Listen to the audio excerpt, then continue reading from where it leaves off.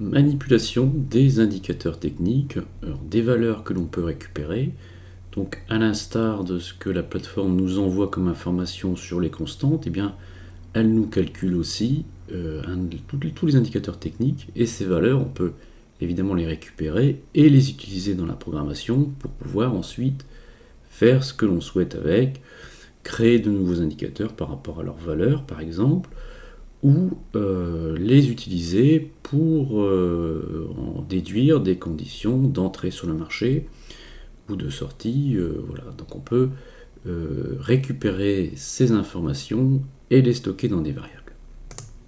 Donc imaginons que l'on souhaite récupérer par exemple la valeur d'une moyenne mobile ici 10 périodes exponentielles, par défaut ici qui s'affiche sur le graphique. Donc dans mon programme, ce que je vais faire tout simplement, de la même façon que je peux récupérer les valeurs d'une constante ou affecter à une variable, n'importe quelle variable de type chiffre, eh bien je vais faire la même chose ici. Donc je vais donc déclarer une nouvelle variable que je vais appeler moyenne mobile 10, parce que c'est une moyenne mobile 10, comme ça on l'a bien identifié dans le programme et on pourra la réutiliser plus simplement par la suite parce qu'on se souviendra de son nom. Donc je vais dedans lui envoyer la valeur de la moyenne mobile. Donc c'est ici c'est l'instruction c'est average. Donc il y en a évidemment des dizaines et des dizaines, donc on ne va pas toutes les énumérer ici, mais vous pouvez les retrouver bien dans la documentation du site ou par le biais par exemple ici, comme je vous ai déjà fait voir, de l'ensemble des fonctions de ProBuilder. Donc les indicateurs sont ici. Si je cherche les moyennes mobiles, donc je tape moyenne, je vais trouver ici. Donc évidemment ça ne fonctionne pas puisque on va chercher le nom de l'instruction par rapport à son nom en anglais. Donc en anglais une moyenne mobile c'est moving average. Donc je vais la chercher ici. Je l'ajoute, donc il me met directement l'instruction complète, avec, il nous impose une période de 20, mais nous c'est 10 qu'on a mis sur le graphique, donc c'est ce qu'on va aller chercher. Sauf que nous, c'est pas une moyenne mobile simple qu'on a mis, c'est une moyenne mobile exponentielle. Donc on va, nous, dans notre programme, inclure une nouvelle variable, vous allez voir, qui va nous permettre de modifier le type de moyenne mobile de façon dynamique. Alors, une petite astuce dans l'utilisation de moyenne mobile, c'est que ici, sous ProRealTime, eh bien, on indique d'abord entre crochets la période de la moyenne mobile, et on a aussi la possibilité, pour les moyennes mobiles, de lui indiquer le type, le MM-type, c'est-à-dire le type de moyenne mobile que l'on souhaite utiliser. Donc c'est un nombre qui varie entre 1 et 5. Donc ici, moi si je mets 1, eh bien je récupérerai une moyenne mobile de type exponentielle. Donc toutes ces énumérations de type de moyenne mobile, vous pourrez les retrouver dans la documentation. Mais on a aussi la possibilité, pourquoi pas, de ici par exemple, je vais utiliser une variable, je crée une variable, je vais l'ajouter dans ma liste de variables, par exemple, je vais marquer type, puisque c'est comme ça qu'on l'a appelé.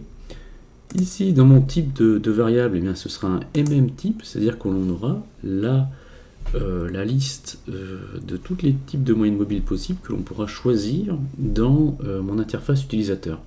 Donc la valeur par défaut, bien nous, on a une exponentielle, mais on pourra choisir tous ces types de moyennes mobiles directement dans l'interface utilisateur, comme ça on n'aura pas besoin de nous-mêmes ici déclarer avec une instruction différente à chaque fois qu'on veut modifier le type de moyenne mobile dans notre programme.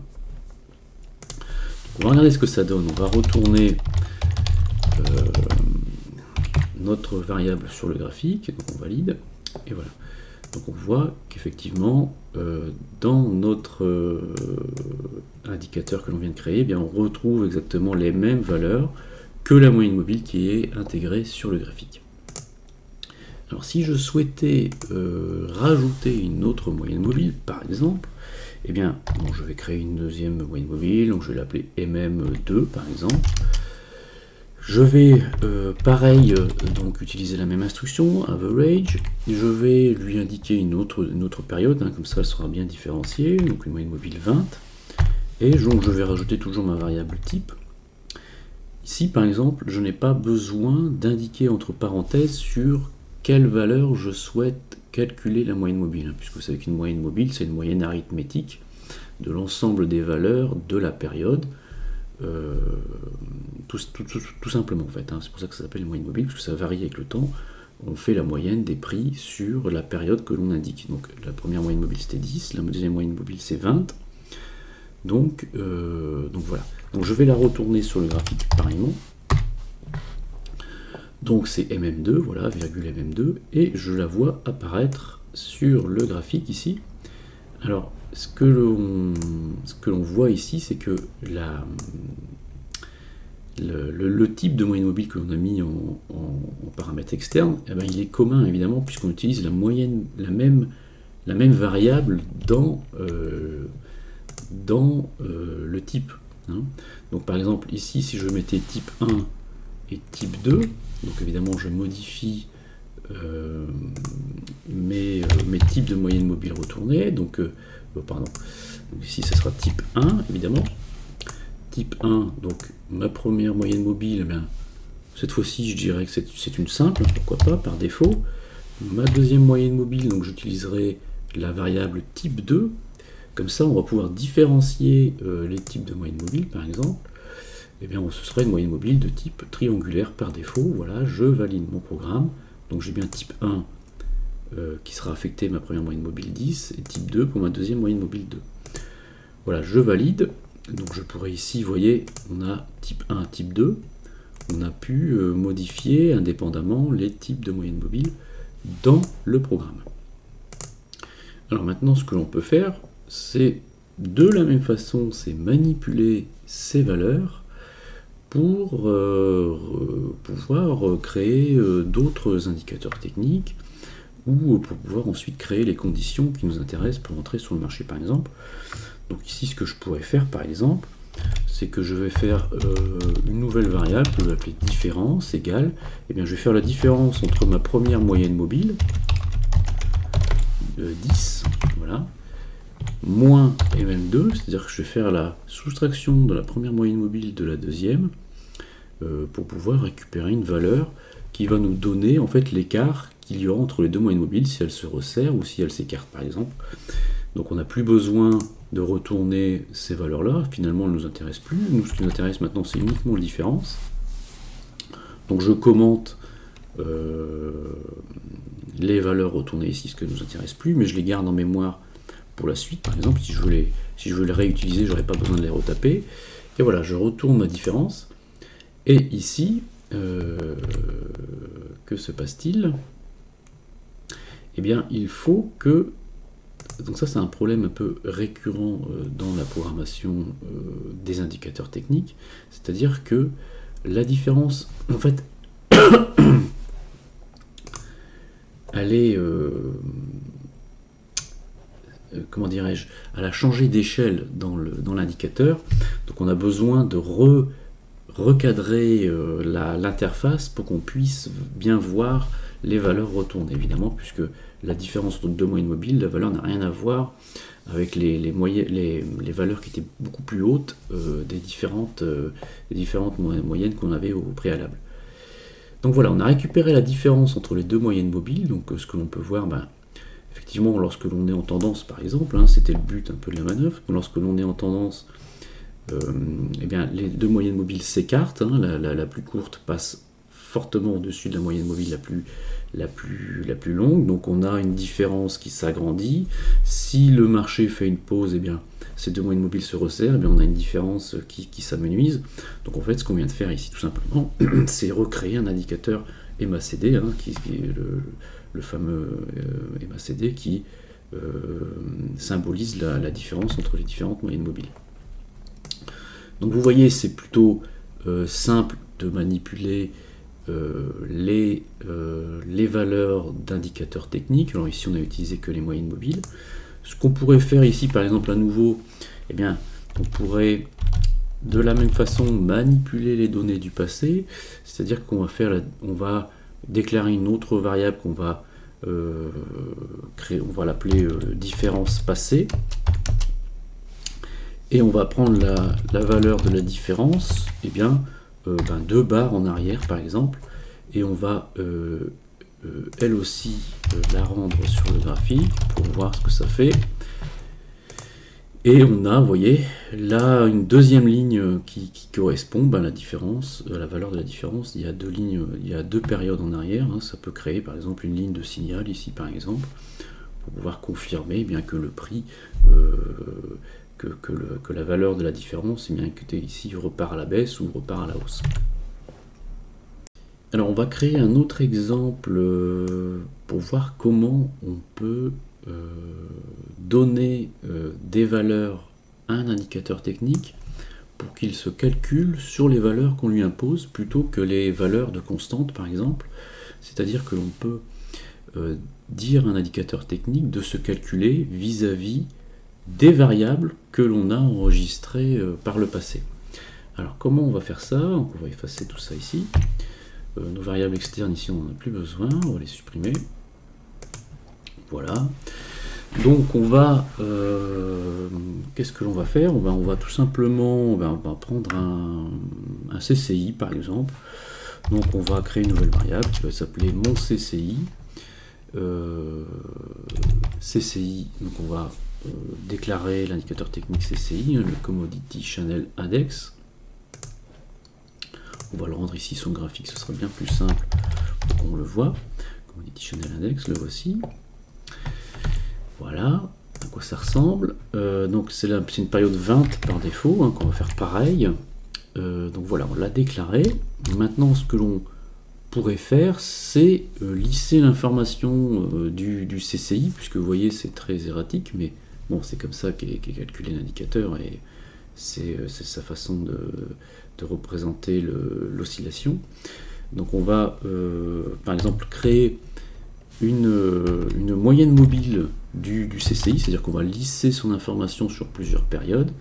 Donc pareil, donc on va utiliser une moyenne mobile que l'on va, écoutez, on va définir une période que l'on pourra modifier soi-même dans les variables externes, selon des périodes, mais cette moyenne mobile, au lieu de lui affecter le close d'une bougie, hein, puisqu'une moyenne mobile en général se calcule sur le close du prix par défaut.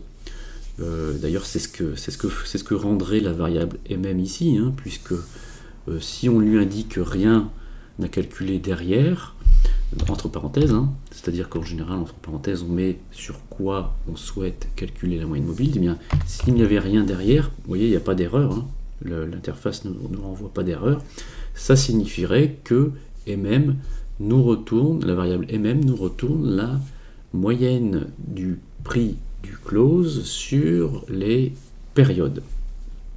Voilà. Mais ici, c'est pas ce qu'on souhaite faire, on souhaite lisser l'information du CCI, donc on va, entre parenthèses, lui indiquer qu'on lui envoie les valeurs de notre variable qui s'appelle mon CCI, et par conséquent, il va lisser l'information. Donc voilà, le but de la manœuvre, en fait, c'est de vous faire voir que l'on peut... on a un paquet de variables, mon CCI, ça s'enregistre. Ces valeurs enregistrées dans les variables, eh bien, on peut les réutiliser pour les réinjecter dans d'autres indicateurs techniques. De la même façon, on pourrait les réutiliser pour faire d'autres calculs arithmétiques ou ce que l'on souhaite. Mais ici, le but, c'est de pouvoir les réutiliser pour donner de la nourriture, je dirais, à un indicateur technique pour qu'il se recalcule suivant ces données. Donc on va retourner mon CCI, donc on aura la valeur brute, et on va retourner aussi MM, qui est la moyenne mobile du CCI.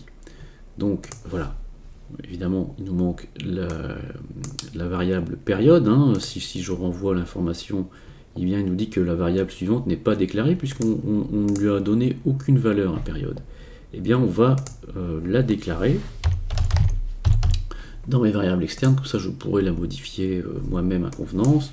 Donc on va utiliser une période de 10 par exemple, et voilà. Donc voilà ce que l'on obtient. Alors je vais supprimer le remplissage pour que ce soit plus clair à l'œil. Voilà, donc on a bien la valeur brute du CCI, hein, telle qu'on l'a déclaré, et on calcule dessus un lissage. Donc c'est ma moyenne mobile qui se calcule sur 10 périodes par défaut ici, et elle prend en considération les valeurs du CCI parce que c'est ce qu'on lui a indiqué tout simplement.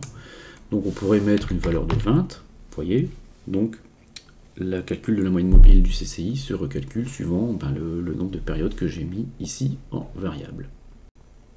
Alors ici, qu'est-ce qui nous manquerait par rapport à l'indicateur de base? C'est les niveaux, par exemple ici sur un CCI c'est moins 100 et 100, alors qui sont ce qu'on appelle les valeurs de survente et de surachat.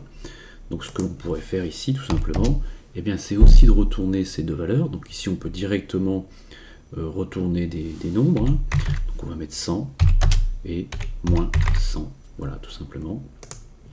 Donc on obtient aussi ces deux lignes que l'on peut ici à volonté ensuite modifier suivant son épaisseur, voilà, avec les caractéristiques classiques que l'on a dans les indicateurs techniques.